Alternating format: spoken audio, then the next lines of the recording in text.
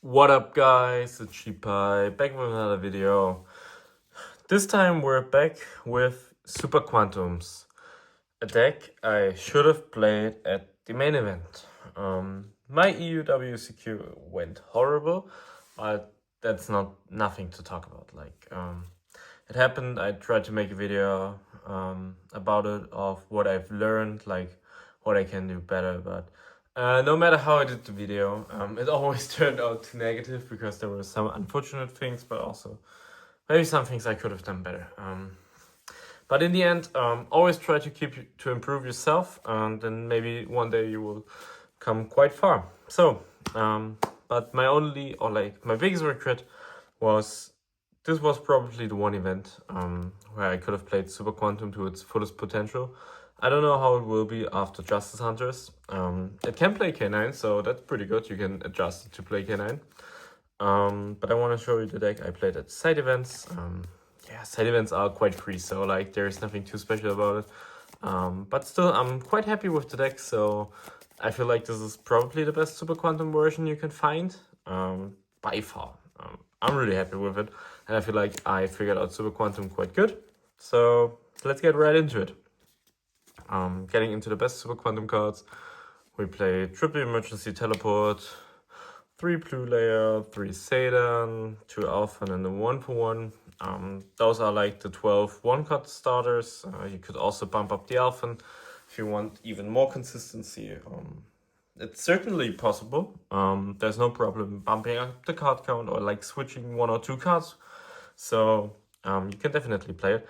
And if you're looking at it, the coolest thing about it is like you have 5 real normal summons, and like you can special summon it if you control Super Quantum. This is just like the best starter because it's special summons, and this is also special summons. So like just the concept of the deck is really cool since all the cards complement each other quite nicely. If you're not familiar with Super Quantums, I would recommend reading the cards beforehand, just so I can keep the flow of the video.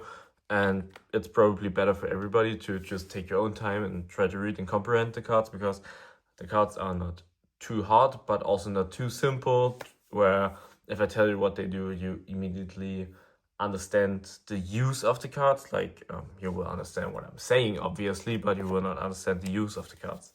But those are the 12 one-cut starters, if you would like to call them. They are one-cut starters, and they do one-cut combos, but of course in combinations they're the best. And as mentioned, you could also bump up the alpha. For now it didn't feel necessary.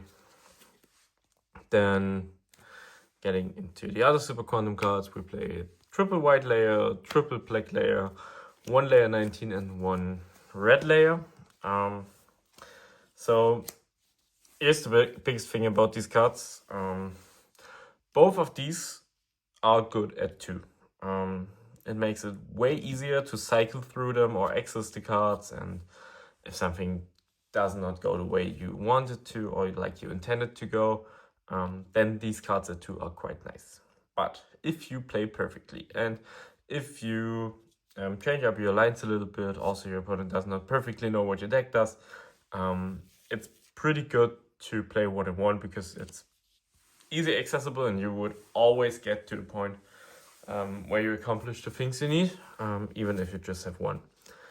You could maybe play 1 of him, 1 less of him, because he's just like the card that does not combo with the others. So like you definitely need 2, just for the rotations, where you have 1 on the field or in the graveyard and you want to get the other 1 from the deck.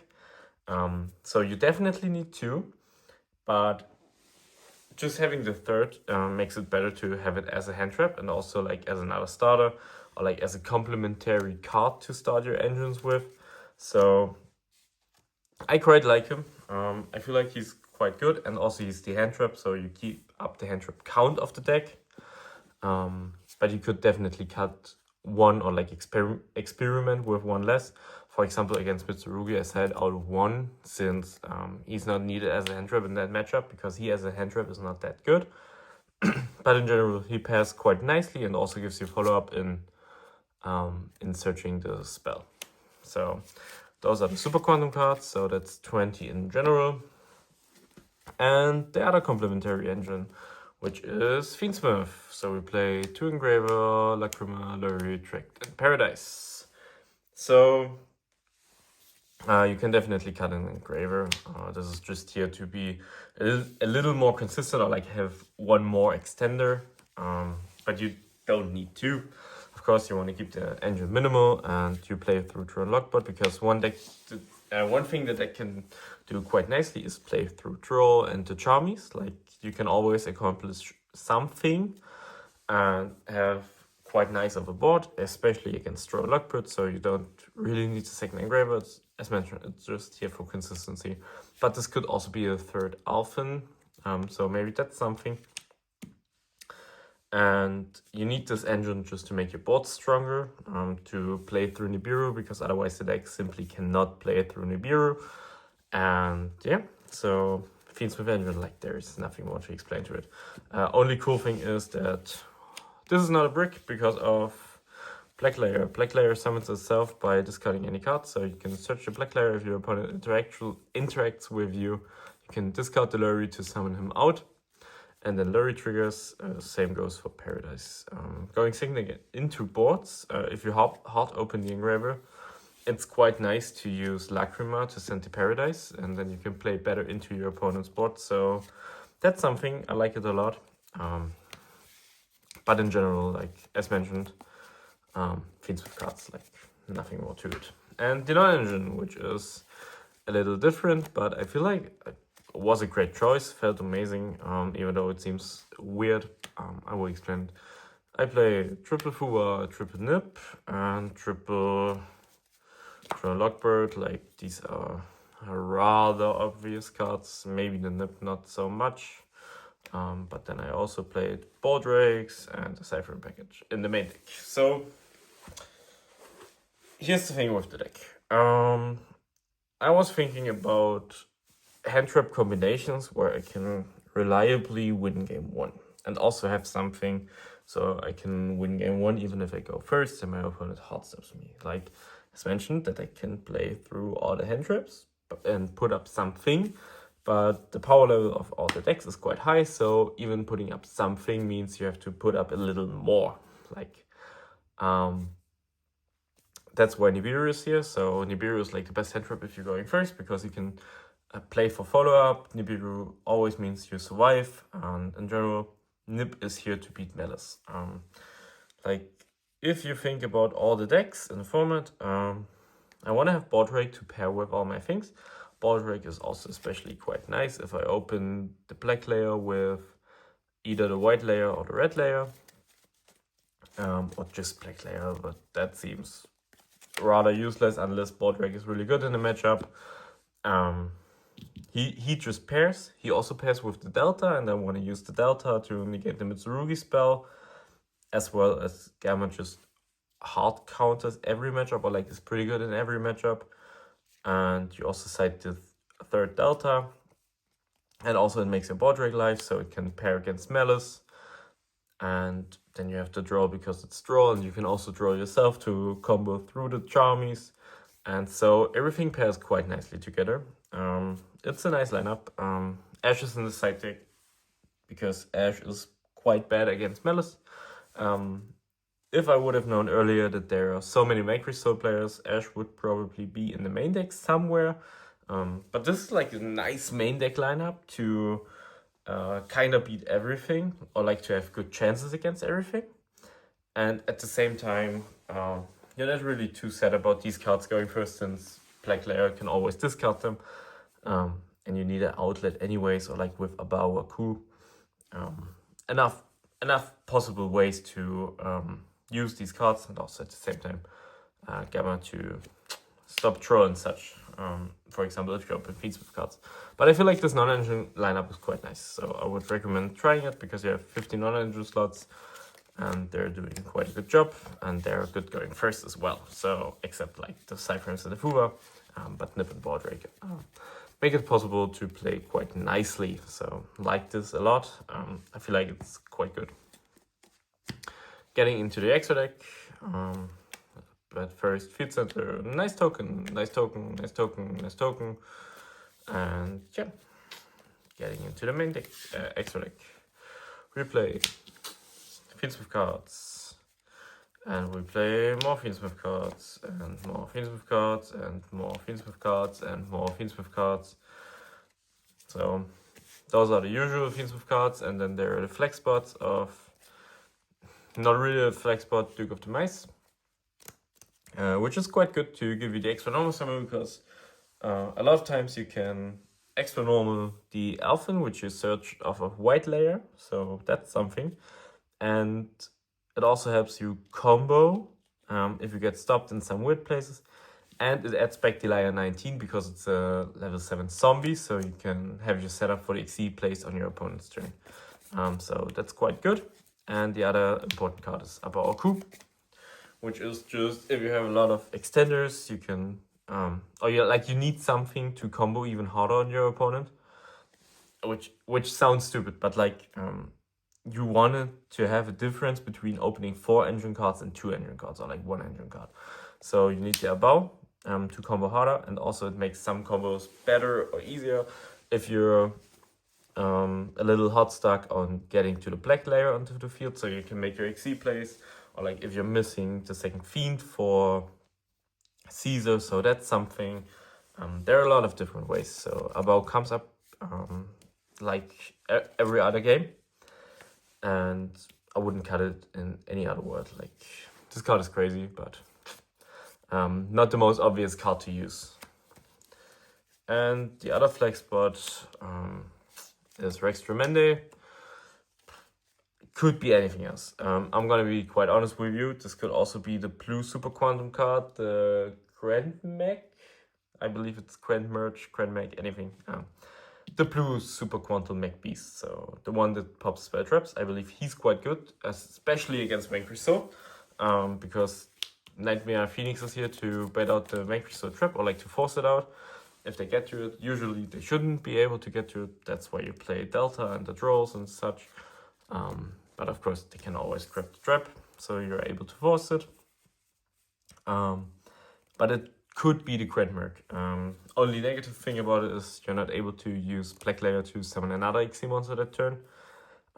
But just forcing out the trap is so good. This is like the one thing the deck struggles with. This is why you side more Ogres and Ashes, like to just keep them off the trap, and also back row removal. So, but those are the two flex spots, and now we get into the Endboard pieces, which are important. Oh, and Moon. IPSP, usual setup, and Last Strikes and Magna Liger.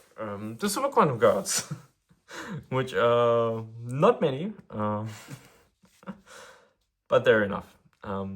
The cool thing is you have the blue layer, which can always shuffle your things back. That's why you can play one red layer, one quick play, and one of the XC monsters, because you will always get them back. That's the nice part about it. IP is always the reason why you can end on half boards, as well as black layer, so you can play on your opponent's turn. And a lot of people are asking me, what is the deck doing?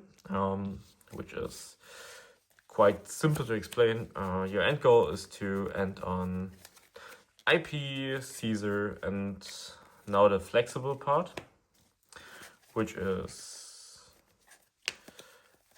Lumrium Requiem and this setup. So you will always have Lumrium Requiem with Paradise in the graveyard, so you have another disruption. And in your own turn, you will summon the black layer once, most likely, to summon one of the XC monsters, which will most likely be the Magna Liger, and not the Magna Liger, most likely be the Lustrix, because you want to use the red layer later to play better through Nip, so he hits the graveyard quite late, and at the same time, you can just summon whatever you want, like, doesn't really matter. So, for example, the Lustrix, but you will either have one black layer in hand, or you will have layer 19 set. So, meaning, no matter which scenario, you will get an XC monster in your opponent's turn to summon them back in the Lagerode. As mentioned, if you want to feel really fancy, there will be an Abawaku extra. But this is the basic setup. So you have the Send, you have the Caesar, you have a Monster Negate, you have a Monster Pop, you have IP, and most importantly, under him is Red Layer, meaning you get to revive something. If you sequence where you have to spell in the deck and him in hand, you will search the spell in the opponent's turn because he gets detached. And under him is the White Layer, since it's the Lustrix, he's made with White Layer. So White Layer, when sent to the graveyard, will get another Fairy Elfin. Meaning you have at least 2 cards follow-up, you get to summon back all your different things, you have the Fiendsmith follow-up, so also the SP coming back, or like the SP banishing one of your Super Quantum cards, so that's a lot of follow-up, that's something. To get there is not quite linear, so I would recommend to you just trying to combo it, because there's like not a perfect 1-card combo. It always depends on what you're trying to respect. Like, for example, if you open Emergency Teleport and another starter, for example, the Elfin or something, on the one hand, you could activate Emergency Teleport in draw phase to play around Roll, but at the same time, you can try to better play around Fuva by normal summoning the Elfin, use its effect. If they Fuva, you can train Emergency Teleport so they get 1 less draw.